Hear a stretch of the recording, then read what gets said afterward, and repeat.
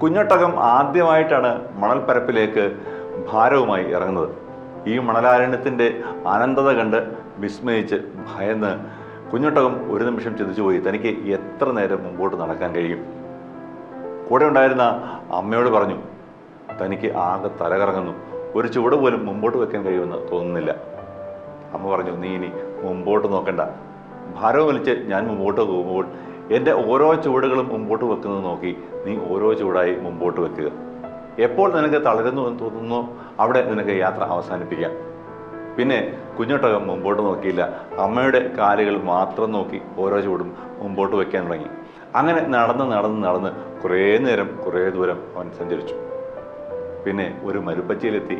അവൻ തിരിഞ്ഞു നോക്കിയപ്പോൾ ശാന്തമായ ആ മണൽക്കാട്ടിൽ തൻ്റെ പാദങ്ങൾ വളരെ ദൂരം പിന്നിലേക്ക് പതിഞ്ഞു കിടക്കുന്നത് ആ കുഞ്ഞൊട്ടകം കണ്ടു. എല്ലാ നീണ്ട യാത്രകളും ആരംഭിക്കുന്നത് ആദ്യത്തെ ഒരു ചുവടിൽ നിന്ന് തന്നെയാണ്. ഞായർപ്പള്ളിക്കൂടവും ഇപ്പോൾ 300 ആഴ്ചകൾ പിന്നിടുകയാണ്. ഒത്തിരി പേരുടെ സ്നേഹവും സഹകരണവും എല്ലാം ഇതിൻ്റെ പിന്നിലുണ്ട്. ത്യാഗമുണ്ട്. എല്ലാവരെയും നന്ദിയോടെ സ്മരിച്ചുകൊണ്ട് 300ാം എപ്പിസോഡിലേക്ക് എല്ലാവർക്കും സ്വാഗതം. എവിടെ നന്മയുണ്ടോ അവിടെ വെളിച്ചമുണ്ട്, എവിടെ വിശുദ്ധിയുണ്ടോ അവിടെ പ്രകാശമുണ്ട്, എവിടെ അശുദ്ധിയുണ്ടോ അവിടെ ഇരുട്ടുണ്ട്, എവിടെ തിന്മയുണ്ടോ അവിടെ അന്ധകാരം നിറഞ്ഞിരിക്കും. 1962 മെയ് 17 നിരണത്ത് കൂടിയ മലങ്കര അസോസിയേഷൻ യോഗത്തിൽ വെച്ച് കണ്ടനാടിന്റെ ഔഗേന്മാർ തീമോത്തിയോസ് മെത്രാപ്പോലിത്തായെ തന്റെ പിൻഗാമിയായി തിരഞ്ഞെടുത്തു.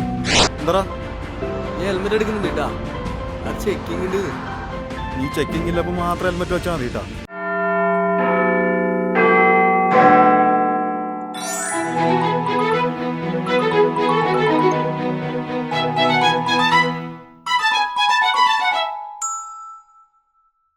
ക്രൈസ്തവ സഭയിലെ ആദ്യത്തെ രക്തസാക്ഷിയാണ് വിശുദ്ധ സ്തേഫാനോസ് അഥവാ സ്തേഫാനോസ് സഹദ. അപ്പോസ്തലന്മാർ തെരഞ്ഞെടുത്ത് കൈവപ്പ് കൊടുത്ത് ശുശ്രൂഷകരാക്കിയ 7 പേരിൽ ഒരാളാണ്. ദൈവദൂഷണം ആരോപിച്ച് യെരുശലേമിലെ ന്യായാധിപന്മാർ കല്ലെറിഞ്ഞു കൊല്ലാൻ തീരുമാനിക്കുകയായിരുന്നു അദ്ദേഹത്തെ. കല്ലെറിഞ്ഞു കൊല്ലാൻ അനേകർ കൂടിവരും. അദ്ദേഹത്തിൻ്റെ മുഖം ദൈവദൂതനെ പോലെ പ്രകാശിക്കുകയും മുകളിൽ സ്വർഗത്തിലേക്ക് നോക്കിയ സ്തേഫാനോസ് സഹദ സ്വർഗം തുറന്നിരിക്കുന്നതും മനുഷ്യപുത്രൻ ദൈവത്തിൻ്റെ വലത്തുഭാഗത്ത് നിൽക്കുന്നതും കണ്ടു എന്നാണ് പറയപ്പെടുന്നത്. അദ്ദേഹം തൻ്റെ ആത്മാവിനെ സ്വീകരിക്കണമേ എന്ന പ്രാർത്ഥനയോടൊപ്പം തന്നെ കല്ലെറിഞ്ഞവരോട് ആ കുറവ് ഓർക്കരുത് എന്ന് പ്രാർത്ഥിച്ച് വിശുദ്ധമായ ആ രക്തസാക്ഷി മരണം സ്വീകരിക്കുകയായിരുന്നു. ഇന്ത്യയിലേക്ക് വിശുദ്ധ സ്തേഫാനോസിൻ്റെ തിരുശേഷിപ്പ് കൊണ്ടുവന്നത് കേരളത്തിലേക്കാണ്. 1677 കൊടശനാടുള്ള സെൻറ്റ് സ്റ്റീഫൻസ് കത്തീഡ്രലിൽ ആണ് അത് സൂക്ഷിക്കുന്നത്. ഇന്ത്യയിലെ ആദ്യത്തെ സെയിൻറ്റ് സ്റ്റീഫൻസ് ദേവാലയവും ഈ കൊടശനാട്ടെ ദേവാലയമാണ്. അഭിനന്ദ ഡോക്ടർ ഗബ്രിയേൽ മാർ ഗ്രിഗോറിയോസ് മെത്രാപ്പോലിത്തയുടെ സന്ദേശത്തിൽ ഇന്ന് വിശുദ്ധ സ്തേഫാനോസ്.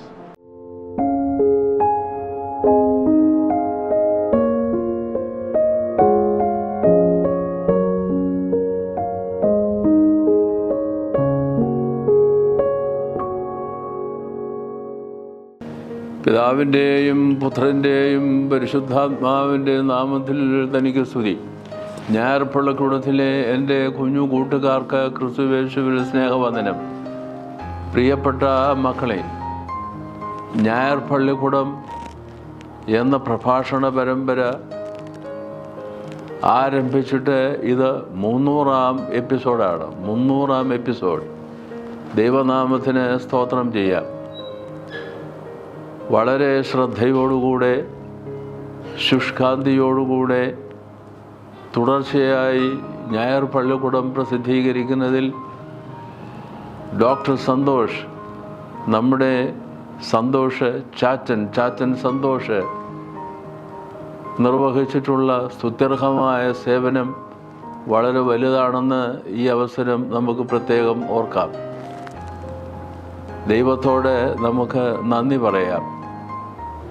ഈ പ്രഭാഷണ പരമ്പര, ഈ പഠന പരമ്പര തുടർച്ചയായി കേട്ടുകൊണ്ടിരിക്കുന്ന അനേകം വ്യക്തികളുണ്ട്, ആളുകളുണ്ട്, പ്രത്യേകിച്ചും കുഞ്ഞുമക്കളുണ്ട്. അവരെല്ലാം ദൈവം അനുഗ്രഹിക്കട്ടെ എന്ന് പ്രാർത്ഥിക്കുന്നു. 300ാം എപ്പിസോഡ് ഈ അവസരം പ്രസിദ്ധീകരിക്കുന്നതിൽ വളരെയധികം സന്തോഷമുണ്ട് എന്ന് ഒരിക്കൽ കൂടെ അറിയിക്കട്ടെ. ദൈവനാമത്തിന് സ്തോത്രം. പ്രിയമുള്ളവരെ, ഇന്ന് നമ്മൾ പഠിക്കുവാൻ ആഗ്രഹിക്കുന്നത് പരിശുദ്ധനായ മാർ സ്തേഫാനോസ് സഹദായെ സംബന്ധിച്ചാണ്. അദ്ദേഹം ഷമ്മാശന്മാരിൽ പ്രധാനിയായിരുന്നു, സഹദേമാരിൽ മുമ്പനായിരുന്നു. അദ്ദേഹം മഹത്വമുള്ളവനായിരുന്നു എന്ന് പ്രത്യേകം രേഖപ്പെടുത്തുന്നുണ്ട്. അദ്ദേഹം സഹദേമാരിൽ പ്രധാനിയായിരുന്നു, മുമ്പനായിരുന്നു എന്ന് പറയുമ്പോൾ സഭയുടെ ചരിത്രത്തിൽ ആദ്യമായി ഒരു രക്തസാക്ഷി മരണം സ്വീകരിച്ച ഒരു പുണ്യവാനായിരുന്നു സ്തേഫാനോസ് സഹദ. എന്തിനു വേണ്ടി? ആർക്കു വേണ്ടി? യേശു ക്രിസ്തുവിന് വേണ്ടി, ദൈവനാമ മഹത്വത്തിനായി. അങ്ങനെ സഭയുടെ ചരിത്രത്തിലെ ആദ്യ സഹദയാണ്.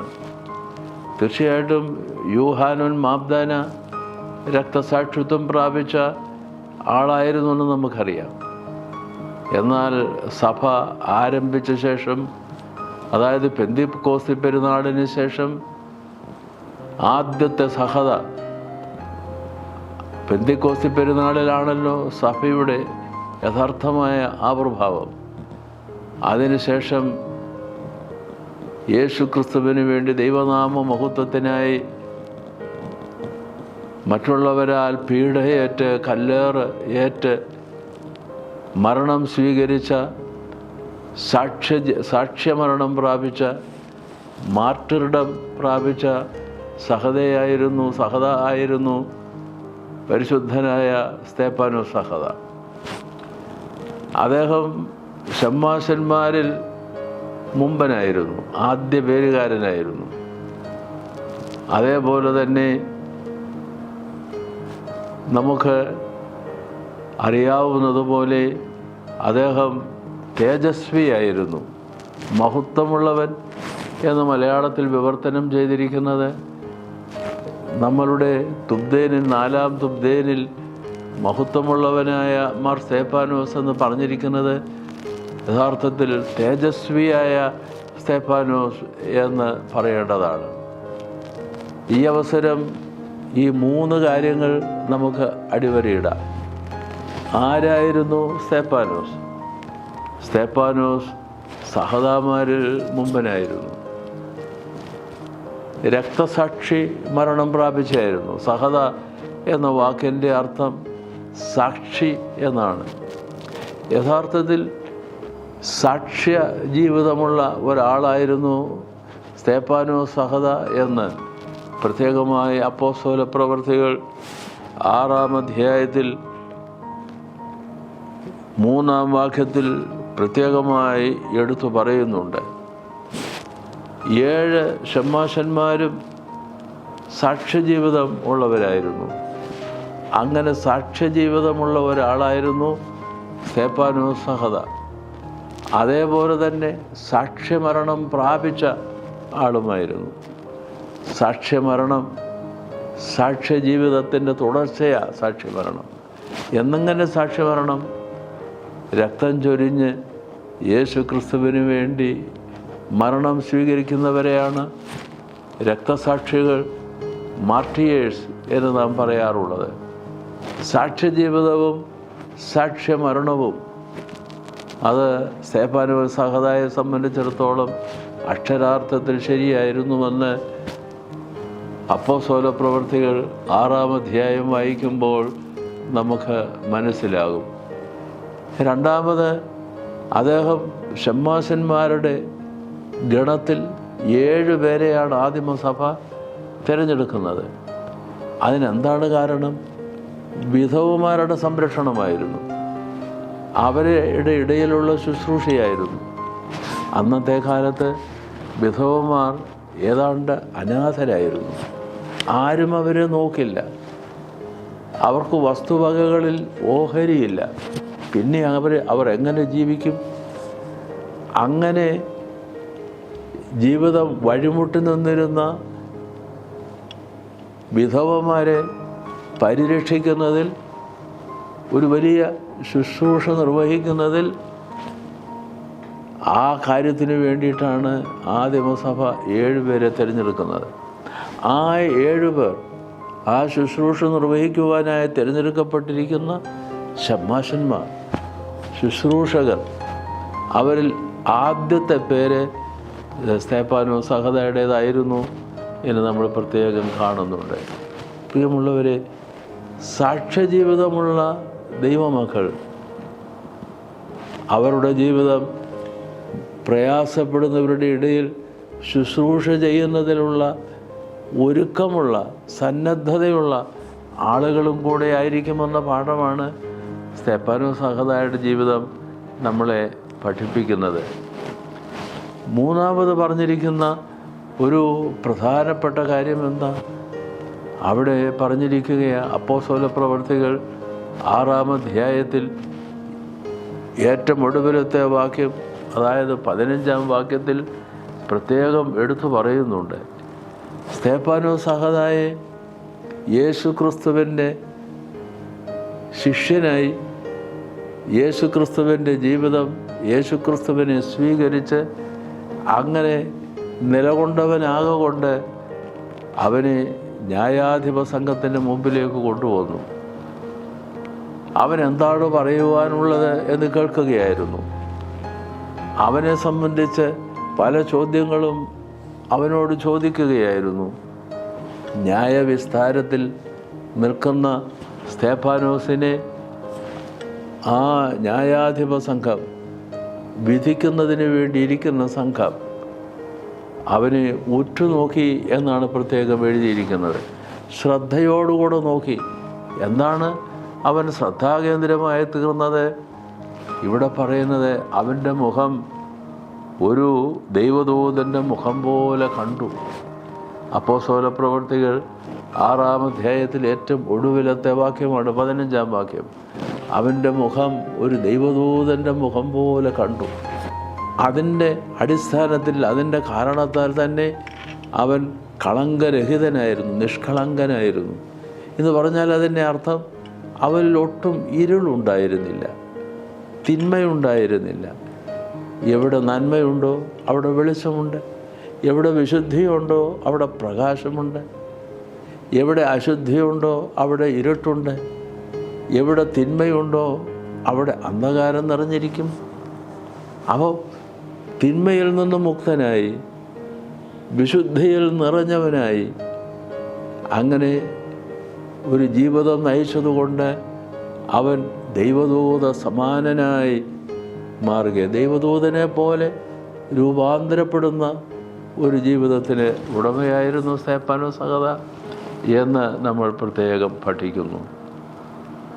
അങ്ങനെയാണ് സ്തേഫാനോസ് സഹതയെ നമ്മൾ കാണുന്നത്. സ്തേഫാനോസ് സഹതയെ സംബന്ധിച്ച് അവൻ ആദ്യത്തെ പുതിയ നിയമ സഹതയായിരുന്നു എന്ന് നാം കാണുന്നു. സ്തേഫാനോസ് എന്ന പദത്തിൻ്റെ അർത്ഥം കിരീടം എന്നാണ്. ഒരു വലിയ പോരാട്ടമായിരുന്നു ജീവിതം.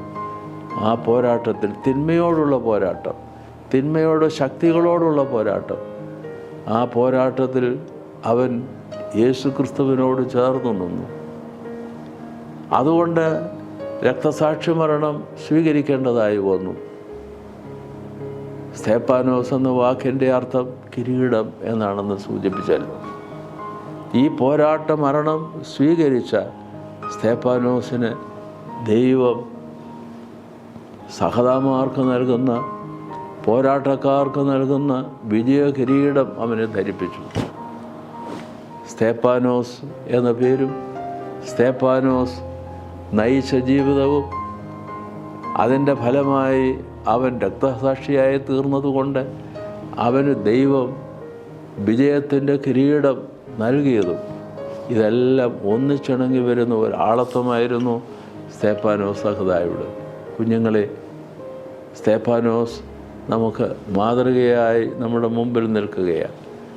നമ്മുടെ ഞായർ പള്ളിക്കൂടം ആരംഭിച്ചിട്ട് 300-ാം എപ്പിസോഡ്, 300-ാം ഞായറാഴ്ചയാകുമ്പോൾ സ്തേഫാനോസ് സഹത ഒരു മാതൃകാ പുരുഷനായി ദൈവപുരുഷനായി ശോഭിതനായി നമ്മളുടെ മുമ്പിൽ വന്ന് നിൽക്കുകയാണ്. സ്തേഫാനോസ് സഹോദരയുടെ മധ്യസ്ഥത കാവലും കോട്ടയുമായിരിക്കട്ടെ. കുഞ്ഞുങ്ങളെ, ദൈവം തമ്പുരാൻ നിങ്ങളേവരെയും അനുഗ്രഹിക്കുമാറാകട്ടെ.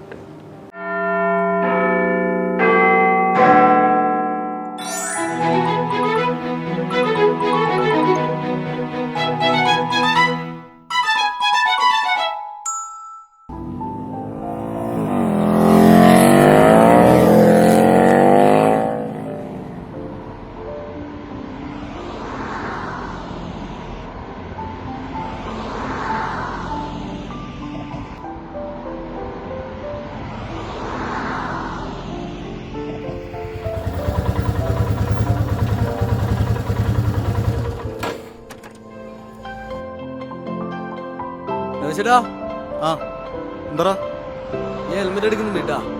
അത് ചെക്കിങ് ഉണ്ട്. നീ ചെക്കിംഗ് ഇല്ലപ്പോ മാത്രം ഹെൽമെറ്റ് വെച്ചാൽ മതി കേട്ടാ.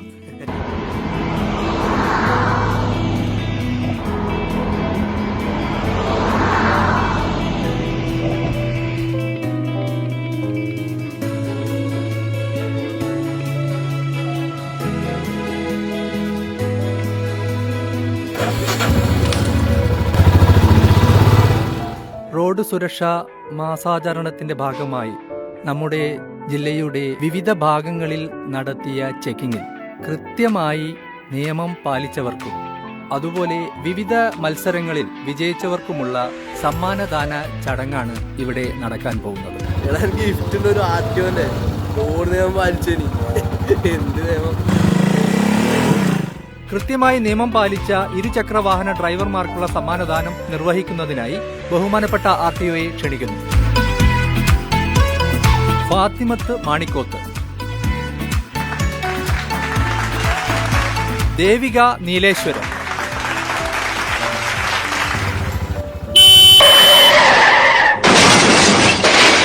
അടുത്തത് അഭിജിത്ത് മടിക്കൈ.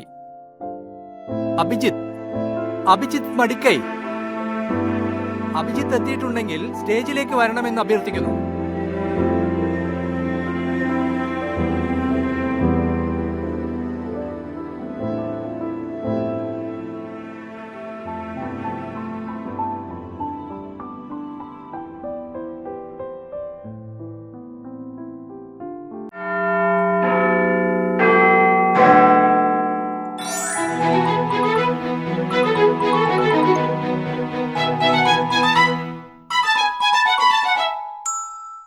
പരിശുദ്ധ ബസേലിയോസ് ഗീവർഗീസ് തിതിയൻ വലിയ നിയോഗങ്ങളുടെ പിതാവായിരുന്നു.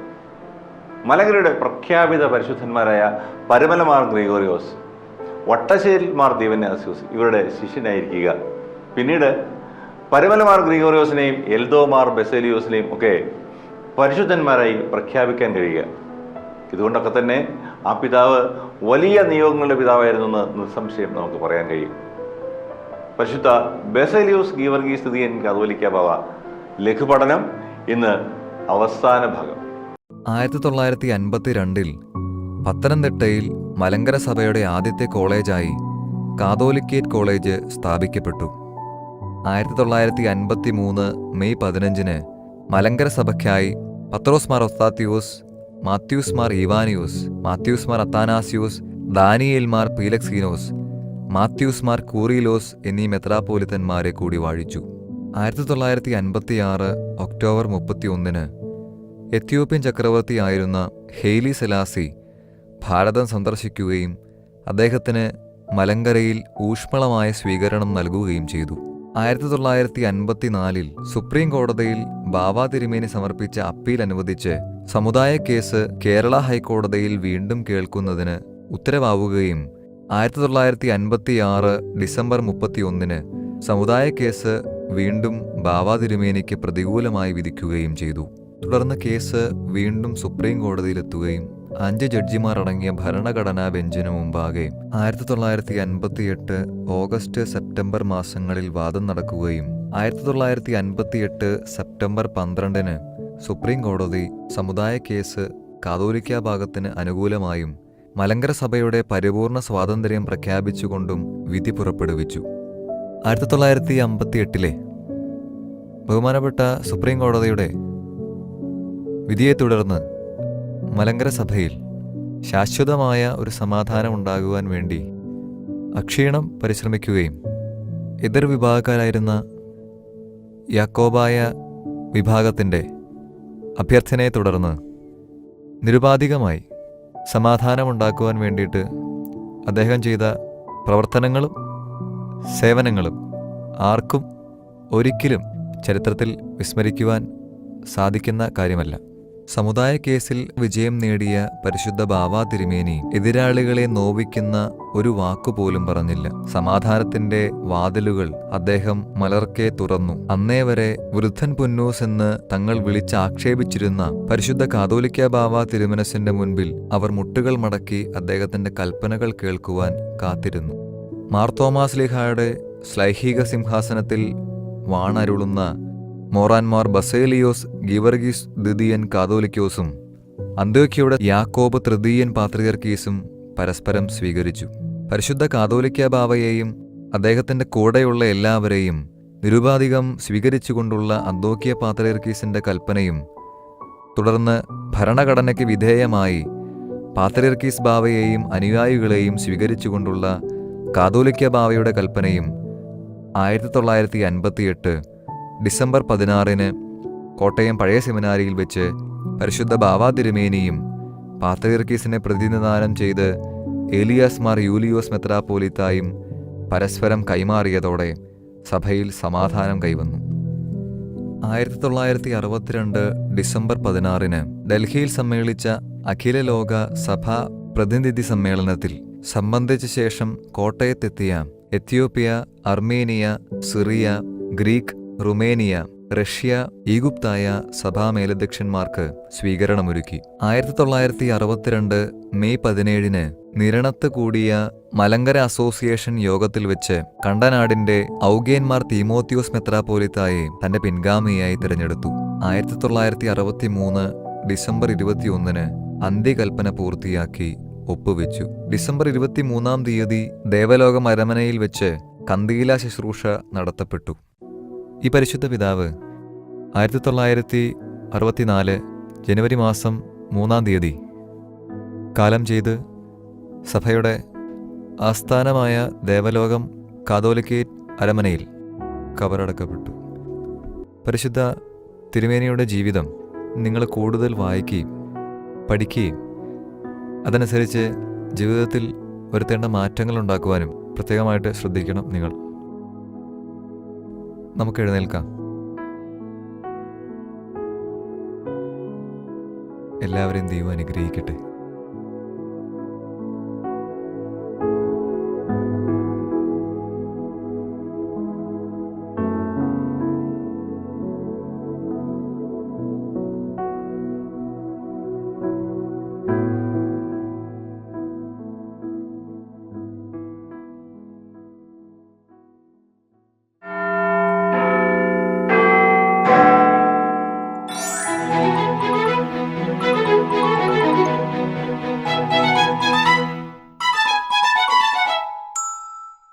Question time.